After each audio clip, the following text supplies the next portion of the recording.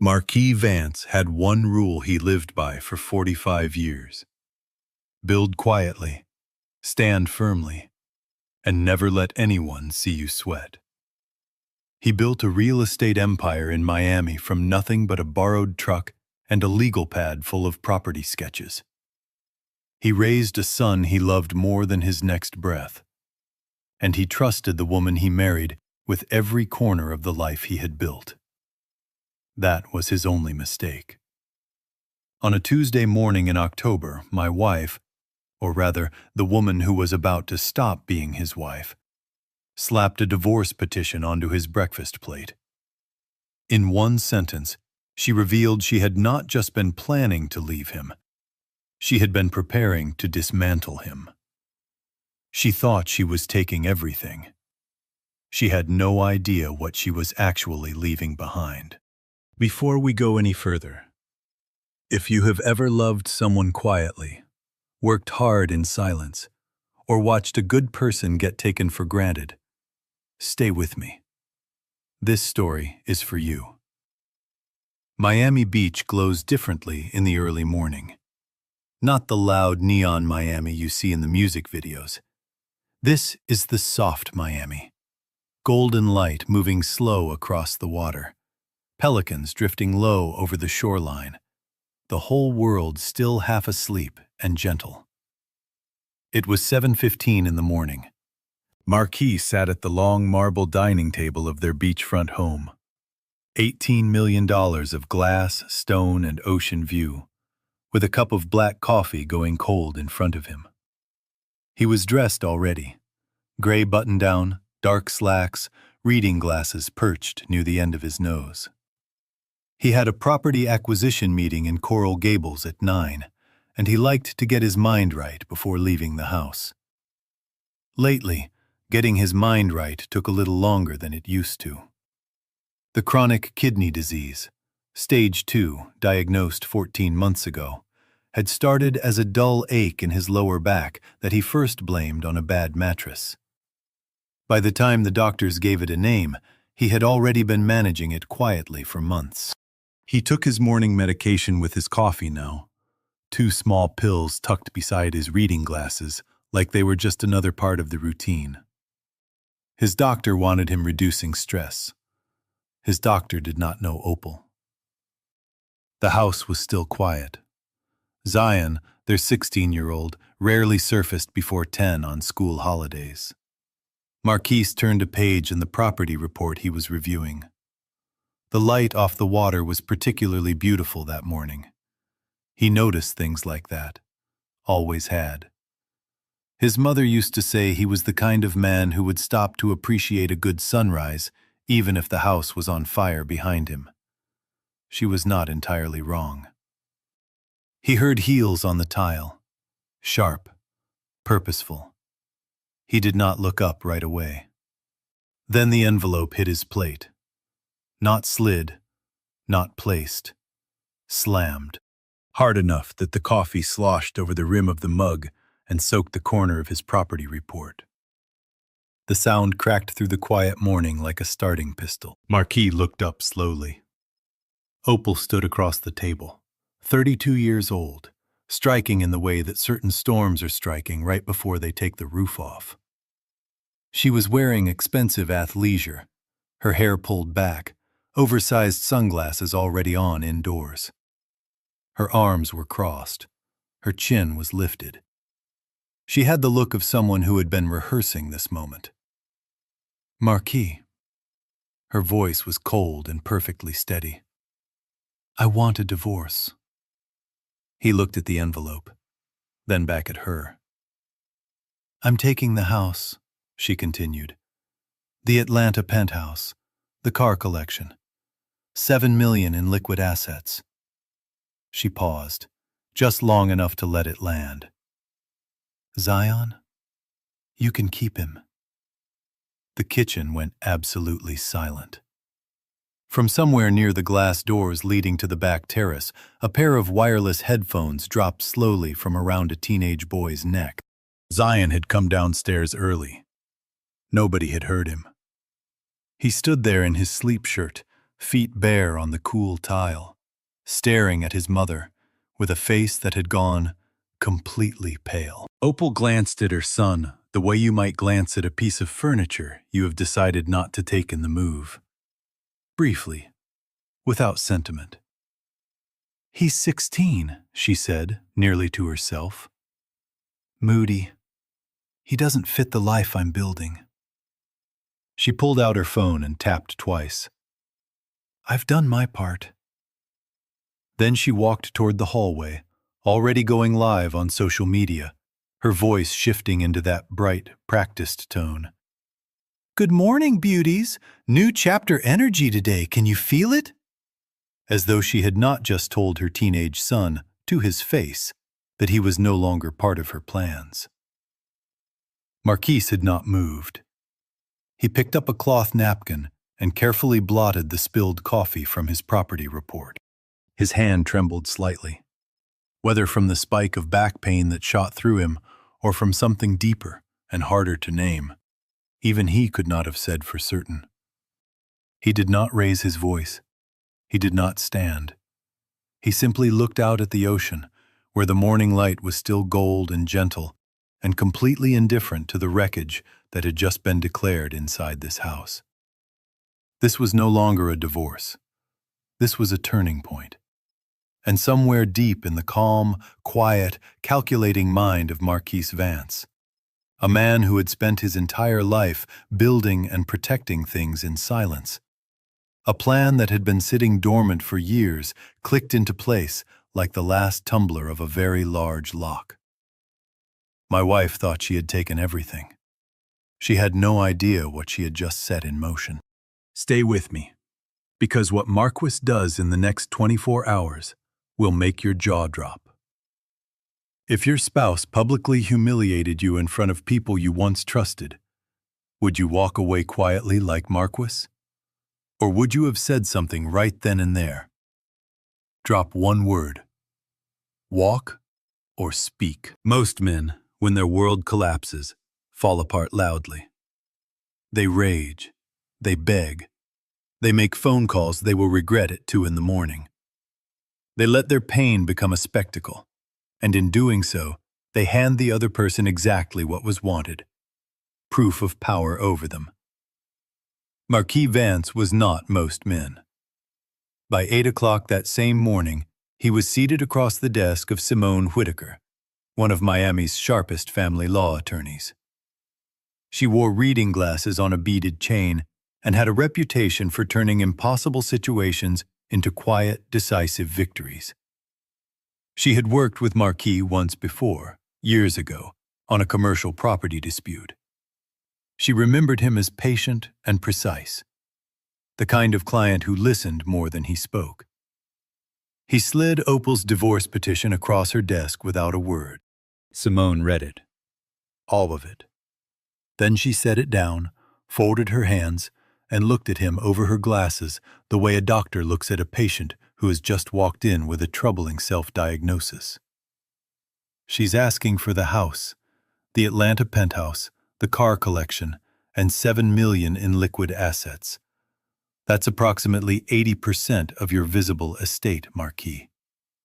I know. And she wants full legal separation from Zion. I want you to give her everything she asked for. His voice did not waver. Simone stared at him. For a woman who had seen just about everything in a courtroom, she looked genuinely unsettled. Give it to her, she repeated slowly. Draft the agreement exactly as she requested. Every asset she listed, the house, the penthouse, the cars, the cash, all of it. He set down his coffee cup. With one non-negotiable condition. Opal must permanently and irrevocably relinquish all parental rights and any future legal claims related to Zion. Simone leaned back in her chair. Are you out of your mind? The faintest trace of calm settled across Marquise's face. It did not reach his eyes. She wants freedom, he said quietly. I'll give her freedom, right up until it starts to weigh on her. Simone studied him for a long moment. Then she uncapped her pen. I need you to understand the full risk of what you're proposing. I understand it completely. She didn't fully believe him, but she wrote it down anyway. 3 weeks later, my wife signed the agreement with a diamond-studded pen at a downtown law office. She was wearing a blush designer blazer and a smile wide enough to photograph beautifully, which it did. 12 minutes after she left the building, posted to her social media with the caption, "Finally free. New chapter. Unbothered and unburdened." The comments flooded in. Fire emojis, heart emojis. You deserve this, queen. She tagged Tyrell Banks. Ty, 28 years old, built like a fitness magazine cover. A gym trainer she had been seeing for the better part of a year. In a reel from their celebration dinner that same evening. Champagne, waterfront table. She looked radiant. She looked free. She had absolutely no idea what she had just signed away. Marquise and Zion moved into a 2-bedroom apartment off Biscayne Boulevard. Clean, quiet. Nothing like the beach house, but it had good windows and a small balcony that caught the evening breeze, and Marquise had grown up in smaller spaces than this. Zion did not take the transition gracefully. The first night, while they were unpacking boxes, the kind of quiet, methodical work that fills a room without filling the silence, Zion set down a stack of books, and something in him just broke open. You let her take everything. His voice came out cracked and frustrated. You didn't fight. You just gave it to her. Marquis was kneeling beside the bathroom sink, working a wrench against a fitting that had been dripping since before they arrived. A wave of back pain rolled through him, sharper than usual, the kind that made his vision blur at the edges for a moment. He breathed through it, kept his hands steady. Zion moved toward him instinctively. Marquis shook his head once, gentle but firm. Go rest. I've got it. Dad. I've got it, Zion. The boy stood there a beat longer. Then he went to his room, put his headphones on, and turned his music up. Marquis could feel the faint vibration of the bass through the thin apartment wall. He finished tightening the pipe, sat back on his heels, let the pain settle into its familiar, dull throb, the one he had learned over 14 months to acknowledge and continue moving through. He understood his son's frustration. He did not blame him for it. But there were things Zion did not know yet. Things that were not safe to know until the right moment. Opal, meanwhile, was celebrating. At least in the way that looks like celebrating when the camera is on. She threw a housewarming party at the beach mansion, with catering, a DJ, and a step-and-repeat banner bearing her name in rose gold. She redecorated every room Marquis had chosen. She had his name replaced on the mailbox with a stylized O. She live-streamed the whole thing. She sent Zion occasional messages, soft and carefully timed. I miss you. Want to come by and have dinner? I know things are hard right now. I still love you. Zion never saw them. Each time a message arrived, Marquis read it carefully, then set it aside without forwarding it to his son. It was not a decision he made lightly. He understood that a child deserves to know his mother is thinking of him. But he had also been in that kitchen on that October morning. He had seen what Opal's love looked like when the cameras were off and her son was standing right in front of her. He was not going to let carefully timed tenderness undo the fragile, early ground Zion was just beginning to stand on. Don't let someone else's choices break you, he would remind himself in the dark. It felt like a promise he was keeping on his son's behalf, for the day Zion would be old enough to understand the full picture. It was at the country club 3 months after the divorce finalized that Marquise understood, fully and finally, what this season was going to cost him.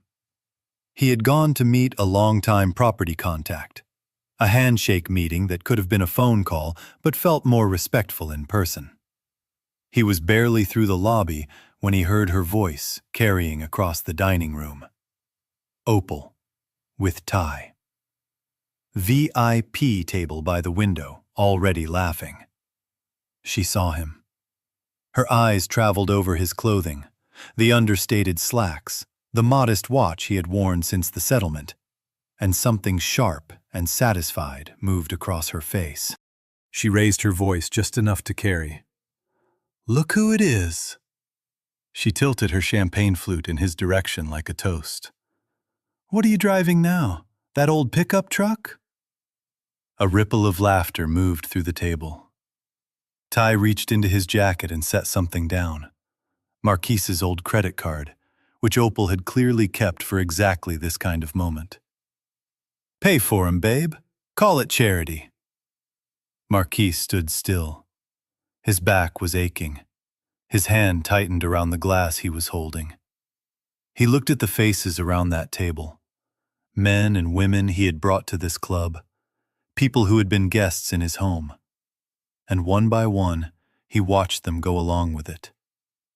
He noted every face. Then he offered a quiet nod, turned, and walked out. He did not need to stay. He had already gotten everything he came for. Because the man who stays composed under pressure is not the man who has been defeated. He is the man who is still planning. What happens next, at midnight 3 weeks later, is a move Opal never saw coming. And it changes absolutely everything. Here is something most people never think about when they are dreaming about owning a piece of paradise. You can own a house. You can own every wall, every fixture, every polished marble countertop, every view of the ocean from every floor-to-ceiling window. But if you do not own the land underneath it, every single inch of that paradise belongs to someone else. And in Miami Beach, where real estate structures go back generations and property arrangements were built with more layers than most attorneys ever bother to read, that distinction is not a technicality. It is everything. Opal had been living in the beach house for 4 months when she threw the housewarming party that would become, in hindsight, the last truly good night of her new life. She had gone all out, a full catering team, a DJ who normally worked celebrity events, a step-and-repeat banner near the front entrance with her name in rose gold. The house blazed with light from every window, music spilling out across the sand, and Opal moved through the rooms in a white dress she had been paid to feature in a brand partnership post. She had over 40,000 followers watching her live stream. She had arrived. By 11 o'clock, the champagne was flowing freely, and the crowd had reached that pleasant, well-dressed pitch where everyone is slightly too warm and slightly too confident, and the conversation has gotten louder than anyone intended. Ty stood near the back patio with a group of men who all looked like variations of each other. Well-built, well-dressed, distracted. Opal moved through the party the way she always did, not mingling so much as orbiting, the center of her own social world. At 11:47 p.m., the doorbell rang. Opal was mid-conversation and mid-sip. She gestured toward the catering staff, but they were occupied at the kitchen station. A few guests near the door had already parted with the polite expectation that the host should answer her own door at her own party. She swept over, still smiling, and opened it. The man on the other side was not holding a gift.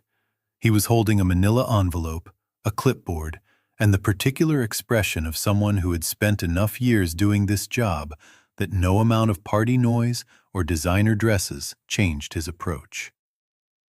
"Opal Vance?" "That's me," still smiling. He held out the clipboard. "You've been served." She signed before she fully processed what she was signing.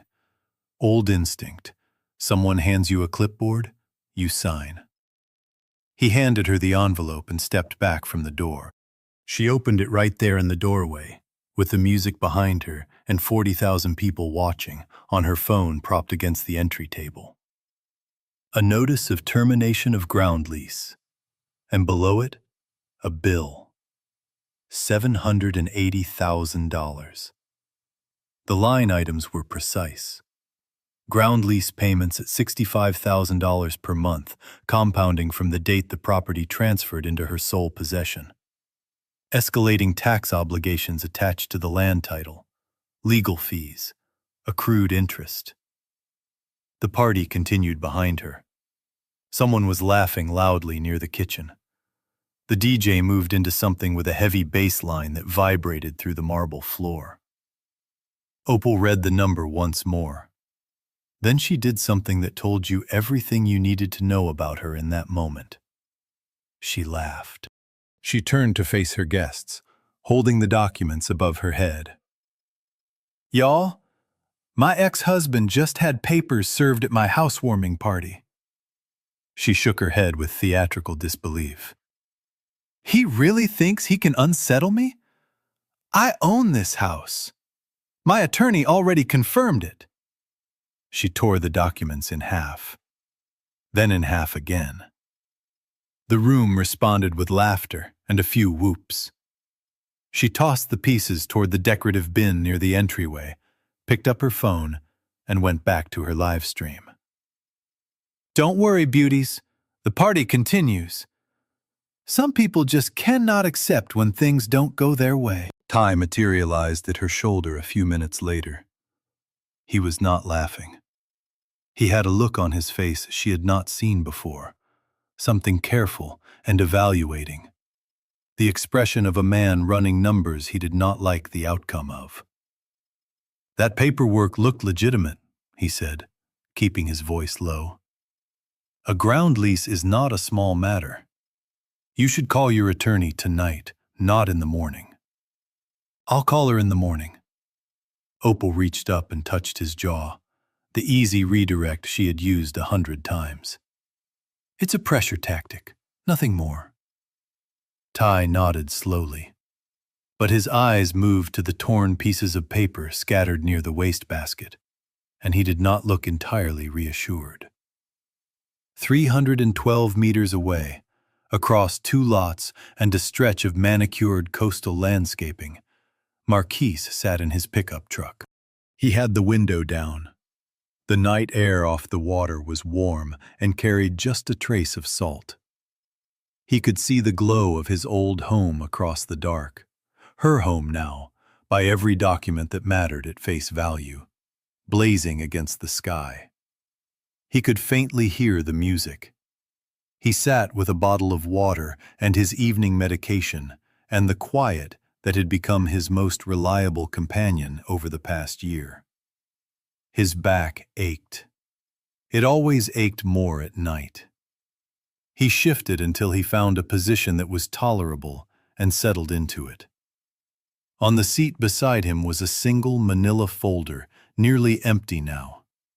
Inside it was a copy of a land trust document executed 18 years earlier, before Opal was anything more than a woman he had met at a rooftop gathering in Brickell.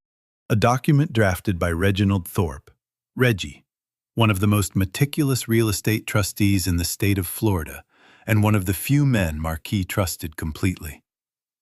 The structure, the house, the $18 million glass and stone monument to everything Opal had decided she deserved. The structure belonged to her. The land beneath it had never belonged to anyone but the trust. Marquis had tried to explain this to her once, early in their marriage. The difference between what you can show and what you can quietly hold. She had laughed. She said he sounded like someone's grandfather. He smiled at that memory now, small and without bitterness. The mansion blazed in the distance. The music thumped on. And somewhere inside that house, my wife, the woman who had once sat beside him at that same dining table and called it home, was celebrating on land that was not hers, inside a house she could not afford to keep, surrounded by people who would not be present when the obligations came due.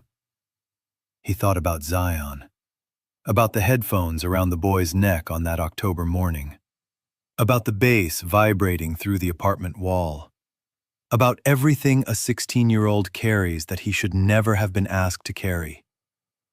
This is not about retribution, Marquise thought, watching the lights across the water. It is about truth.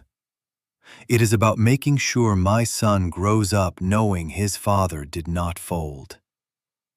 He finished his water, capped the bottle, started the truck. As he pulled away from the curb, a quiet, unreadable expression settled across his face. The look of a man who had a very precise plan and knew exactly when each piece would fall into place. He drove home through the Miami night. The party at the beach house went on until 2 in the morning. Opal fell asleep content, wrapped in fine sheets, in a house she owned, on land that had not been hers for a single day since she moved in. She did not call her attorney that night. She called in the morning. By then, it was already morning in the court's scheduling system as well. When Opal walks into that courtroom, convinced she still holds every card, what happens next is something you will not forget. Stay with me. There is a particular kind of silence that settles over a courtroom, right before everything changes. It does not announce itself. It does not come with any warning. It is simply a pause, a collective stillness, the moment between the last word spoken and the next one landing, when everyone in the room senses, somewhere below conscious thought, that the ground is about to shift beneath them. Opal's attorney had felt it twice in 30 years of practice. She felt it now, and she did not like it one bit. Opal had filed the emergency motion herself, which her attorney had quietly advised against. The filing accused Marquise of harassment and legal intimidation. The formal language wrapped around what was, in plain terms, her frustration that he had dared to have papers served at her party, in front of her guests and her live stream audience. She wanted the ground lease claim dismissed. She wanted the record to reflect clearly that the house was hers, the property was hers, and that Marquise Vance needed to accept what the divorce agreement had already decided. She had walked into the courthouse that morning in a tailored black designer suit, the serious kind, not the party kind, with tie at her side and her attorney one step behind. She stopped near the elevator to take a photo with a woman who recognized her from social media. She posted it before she reached the courtroom doors. Accountability era. No one takes what's mine. Inside, Marquise was already seated at the opposing table. He was wearing a navy suit she had never seen before. Nothing flashy, nothing expensive looking at first glance, just clean and well-fitted, and somehow, in a way she could not immediately name, entirely composed. He had a leather portfolio open in front of him. His hands were folded. His face was calm. Simone Whitaker sat beside him, reading glasses on her beaded chain, her expression revealing precisely nothing. Opal settled into her chair, crossed her legs, and set her bag on the table with a quiet click of the clasp. She looked across at Marquise with the settled confidence of a woman who had won every argument she had ever started. He did not look back at her. He was watching the door. Reginald Thorpe entered the courtroom at 9:58 a.m. He was 63 years old, gray at the temples, with the unhurried posture of a man who had spent 4 decades being the most prepared person in every room he entered. He carried a structured briefcase, wore a watch that was understated in the way only genuinely accomplished things can afford to be, and took a seat in the gallery without acknowledging anyone. Opal glanced at him briefly, did not recognize him. She turned back to her phone. The hearing began. Opal's attorney presented her argument with the efficient confidence of someone accustomed to winning on paperwork. The divorce agreement was properly executed, the asset transfer legally recorded, the ground lease claim a tactic designed to destabilize a client's rightful property ownership. She used phrases like legal finality and settled instrument and clear title. She was good. She was thorough. The judge listened, asked 2 clarifying questions, made a note. Then he looked at Simone Whitaker. Simone opened the leather portfolio and slid the first document across the bar table with the unhurried certainty of someone who already knows where the next page leads. Your Honor, I am introducing the original deed structure and trust instrument for the property in question. Specifically, the Zion Vance Future Trust, established 18 years ago, prior to the marriage. Opal's attorney looked up from her notes. Simone continued.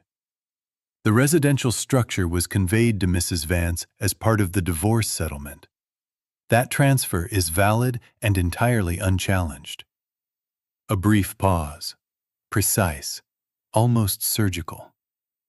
However, the land on which the structure sits has been held in irrevocable trust since the property was originally acquired. It was never part of the marital estate.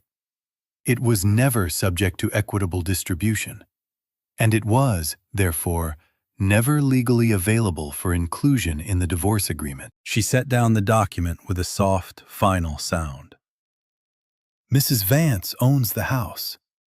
She has never owned the ground beneath it. The room went very still.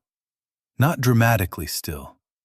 The specific, dense quiet of a space full of professionals who have just registered information that does not fit the framework they walked in with. The judge reviewed the documents. 1 page, 2 pages, 3. He took his time, the way judges do when the answer is becoming clear but must be arrived at properly.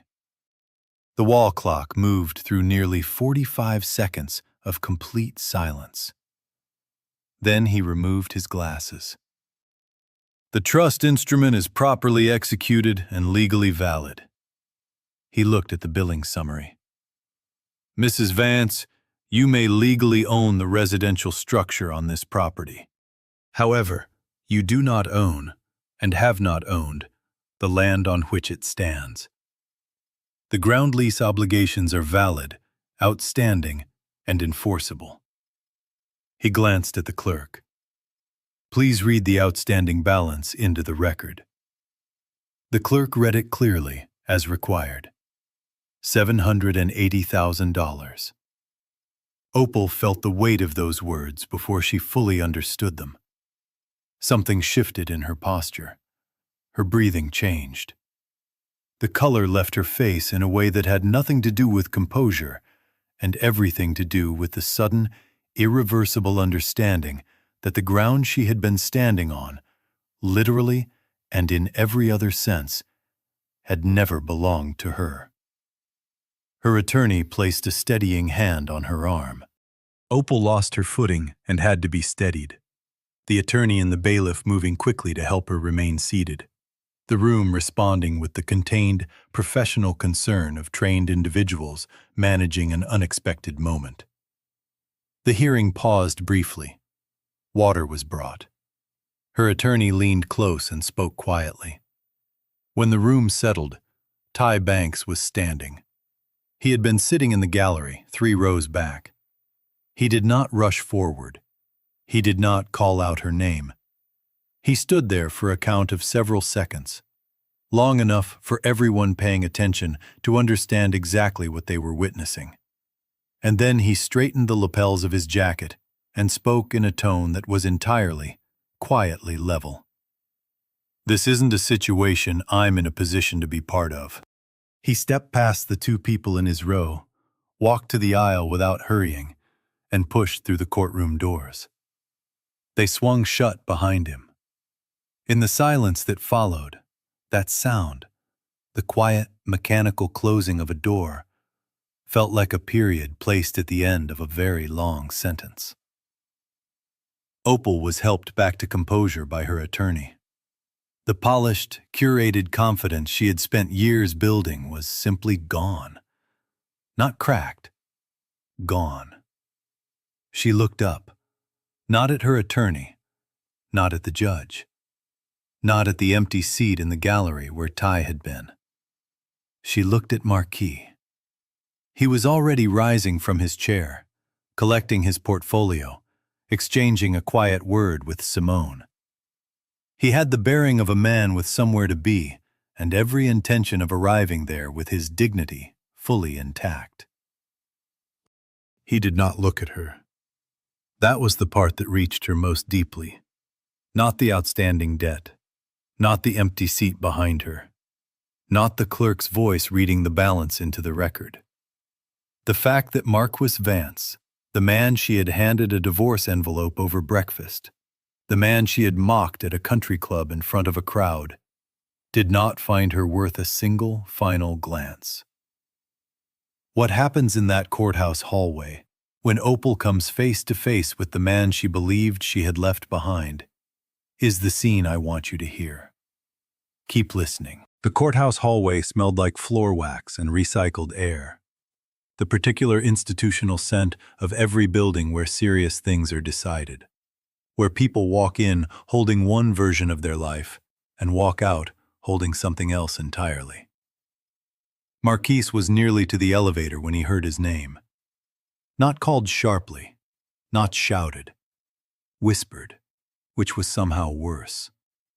The way a person says a name when their voice has lost its structure, and what remains is only the sound of someone asking to be heard one last time. He turned around. Opal was in the hallway. Her attorney stood a few steps behind her near the courtroom doors, giving the moment the quiet distance of someone who had learned when to step back. The designer black suit that had looked so deliberate 3 hours earlier now seemed only like a reminder of a version of herself she could no longer locate.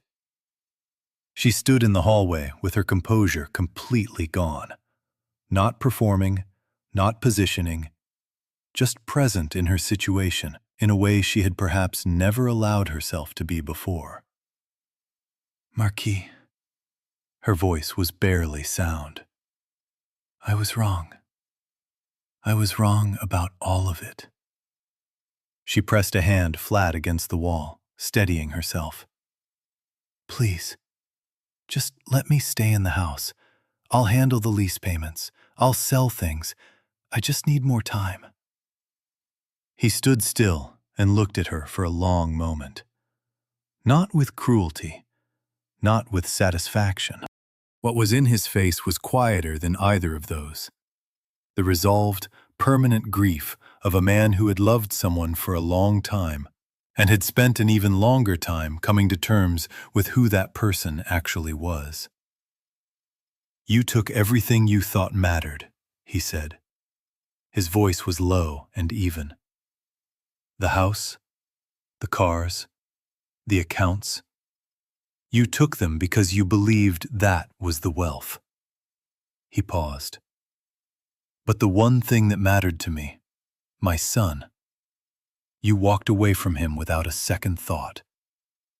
She opened her mouth. You said it to his face, Opal. His jaw tightened, just once, just briefly. That he did not fit your new life, that you had done your part. He looked at her steadily. That is the one thing I cannot move past. He turned and pressed the elevator button. I hope you find what you're looking for. He meant it, not kindly, not unkindly, simply honestly. The way you say something when you are entirely through. The elevator opened. He stepped in. The doors closed. Zion was waiting in the lobby. Marquis had told him not to come. Zion had shown up in the passenger seat of the truck that morning anyway, headphones around his neck, staring straight ahead, communicating in the wordless way teenagers reserve for decisions that have already been made. He had been sitting in a lobby chair with a music theory book open in his lap, and he looked up the moment his father came off the elevator. There was a pause, a held question. Then Zion stood and crossed the lobby, and he put his arms around his father. Not a brief, obligatory hug. A real one. The kind that signals a shift in the bedrock between two people. Something fundamental and permanent. Marquis brought his hand to the back of his son's head, steady and quiet and present in the way he had always been present. Even through all the months Zion had refused to see it.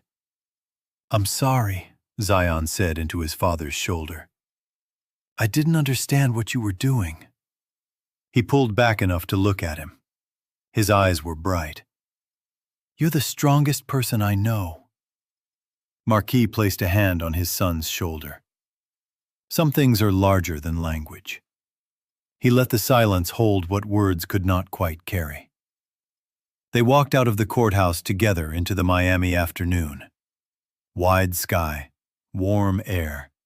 The whole city going about its unhurried business, completely unaware that something important had just been restored between a father and his son.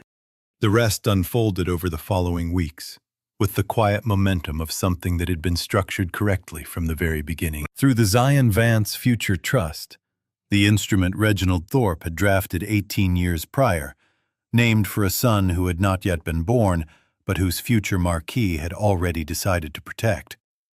Zion acquired the beach house property at a legally structured price of $950,000. The same home Opal had live-streamed, redecorated, and celebrated as proof of everything she had won. It now belonged to her 16-year-old son. Opal's financial situation unraveled quickly and without mercy. The car collection was liquidated first to cover immediate legal obligations. The jewelry followed. What remained of her liquid assets after attorney fees were settled was not enough to sustain the life she had built her entire identity around. She moved out of a hotel she could no longer afford and found herself relying on the hospitality of friends who, one by one, became unavailable as days stretched into weeks. Social media, which had once been her platform and her proof, reflected her changed circumstances back to her in the most public way possible. She reached out to Zion once, on a quiet evening in early December. He was at his father's apartment, working on a composition he was considering submitting to a summer conservatory program in Atlanta. When her name appeared on his screen, he sat with the phone for a moment. Not in anger, not in bitterness, in thought. He answered.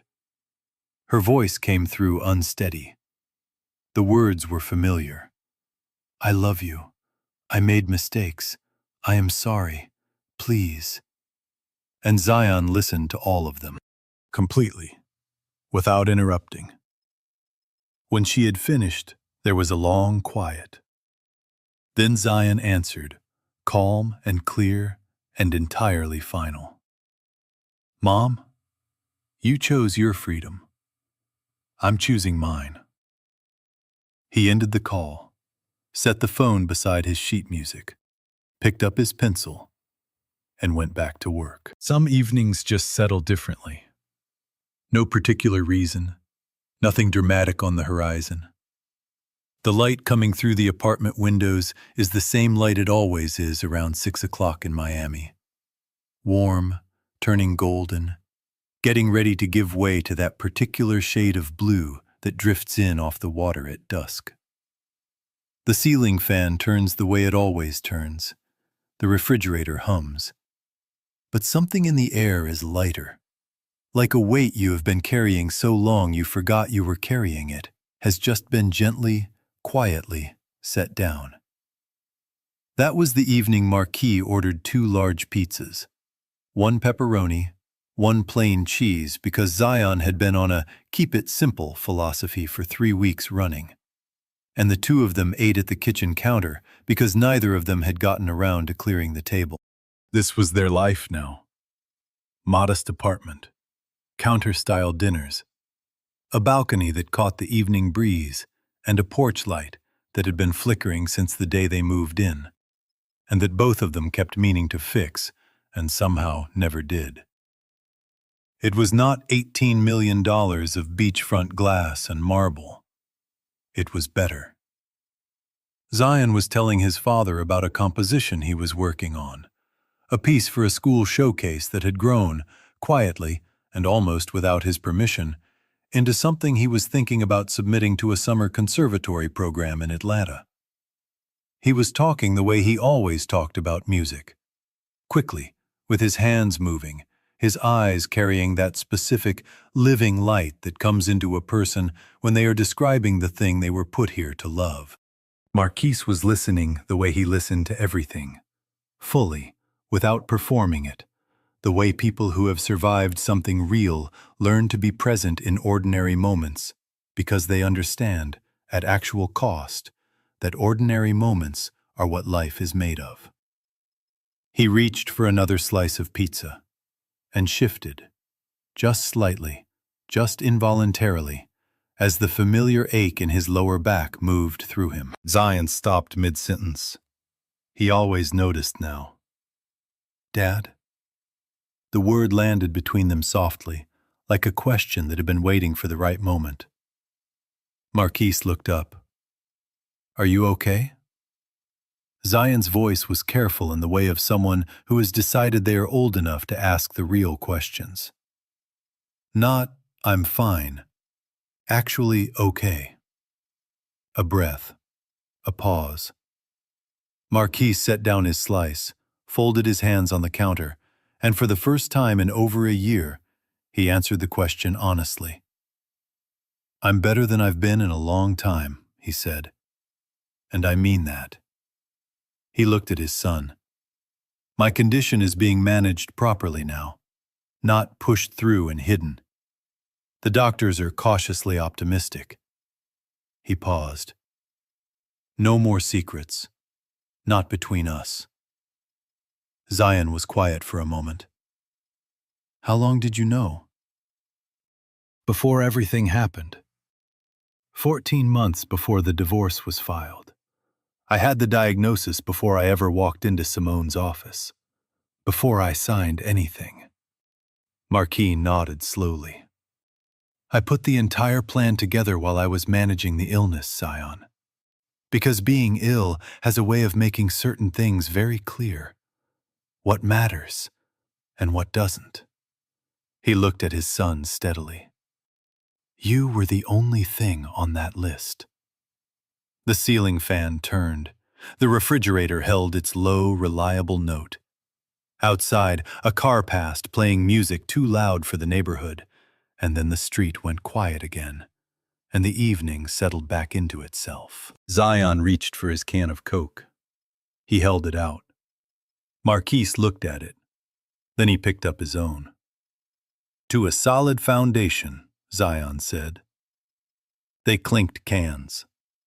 It was, without question, the best meal either of them had eaten in a very long time.